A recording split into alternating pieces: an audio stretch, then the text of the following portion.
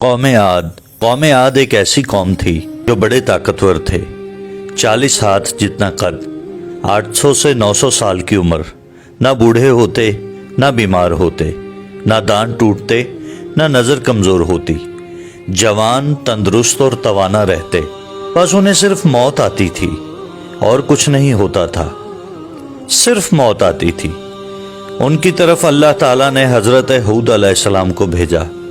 انہوں نے ایک اللہ کی دعوت دی، اللہ کی پکڑ سے ڈرایا، مگر وہ بولے، اے ہود، ہمارے خداؤں نے تیری عقل خراب کر دی ہے، جا کے اپنے نفل پڑھ، ہمیں نہ ڈرا، ہمیں نہ ٹوک، تیرے کہنے پر کیا ہم اپنے باپ دادا کا چلن چھوڑ دیں؟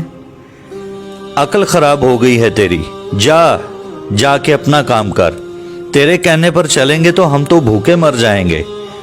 انہوں نے شرک، ظلم اور گناہوں کے طوفان سے اللہ کو للکارا، تکبر اور غرور میں بدمست بولے۔ ترجمہ: اب قوم عاد نے تو بے وجہ زمین میں سرکشی شروع کر دی اور کہنے لگے، ہم سے زور آور کون ہے؟ کیا انہیں یہ نظر نہیں آیا کہ جس نے اسے پیدا کیا وہ ان سے بہت ہی زیادہ طاقتور ہے؟ وہ آخر تک ہماری آیتوں کا انکار ہی کرتے رہے۔ کوئی ہے ہم سے زیادہ طاقتور تو لاؤ، ہمیں کس سے ڈراتے ہو؟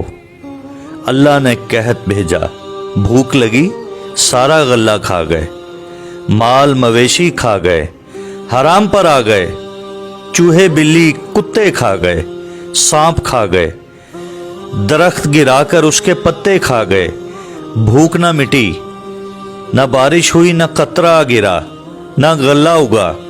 پھر تنگ آ کر اپنا ایک وفد بیت اللہ بھیجا۔ ان کا دستور تھا جب مصیبت آتی تو اوپر والے کو پکار اٹھتے، جب دور ہو جاتی تو اپنے بتوں کو پوجنے لگتے۔ بیت اللہ وفد گیا اور کہا، ہمارے لیے اللہ سے دعا کرو کہ بارش برسائے۔ اللہ نے 3 بادل پیش کیے، کالا، سفید، سرخ۔ اللہ نے فرمایا، ان میں سے ایک کا انتخاب کرو۔ انہوں نے آپس میں مشورہ کیا کہ سرخ میں تو ہوا ہوتی ہے، سفید خالی ہوتا ہے، کالے میں پانی ہوتا ہے، کالا مانگو۔ اللہ تعالیٰ نے کہا، واپس پہنچو، بادل بھیجتا ہوں۔ وہ خوشی خوشی واپس آئے۔ سب لوگ ایک میدان میں جمع ہوئے، بادل آیا، وہ ناچنے لگے کہ اب بارش ہوگی، قحط مٹے گا، کھانے کو ملے گا۔ کیا پتا تھا کہ وہ بارش نہیں بلکہ اللہ کا عذاب ہے۔ جو تم ہود سے کہتے تھے کہ لے آ، جس سے ہم کو ڈراتا ہے، اس بادل میں ایسی تند و تیز ہوا تھی کہ جس نے ان کو اٹھا مارا، ان کے گھر اکھاڑ دیے اور لوگ تنکوں کی طرح اڑ رہے تھے۔ ہوا ان کے سروں کو ٹکراتی تھی، اتنی زور سے ٹکراتی تھی کہ ان کے بھیجے نکل کر منہ پر لٹک گئے تھے۔ بعض لوگ بھاگ کر غار میں گھس گئے کہ یہاں تو ہوا نہیں آ سکتی، مگر میرے رب کا حکم ہو کر رہتا ہے۔ ہوا غار میں بگولے کی طرح داخل ہوتی اور ان کو باہر اٹھا کر پھینک دیتی۔ اللہ نے فرمایا، کیا کوئی باقی بچا ہے؟ اللہ تعالیٰ نے ان کو ہلاک کر کے دکھایا کہ جب تم اللہ کی اور اس کے رسول کی نافرمانی کرتے ہو، اللہ تم پر ایسی جگہ سے عذاب بھیجے گا جہاں سے تم گمان بھی نہیں کر سکتے۔ جو گناہ قوم عاد نے کیا وہ ہم نہیں کر رہے؟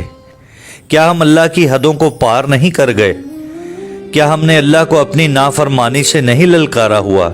آئیے توبہ کریں، اللہ سے ڈریں اور قرآن پر عمل کریں۔ جن گناہوں کو ہم معمولی سمجھتے ہیں، اللہ نے ان گناہوں پر پوری قومیں زمین بوس کر دی ہیں۔ اللہ تعالی ہمیں توبہ کرنے کی توفیق عطا فرمائے اور اپنے رستے کا مسافر بنائے۔ آمین۔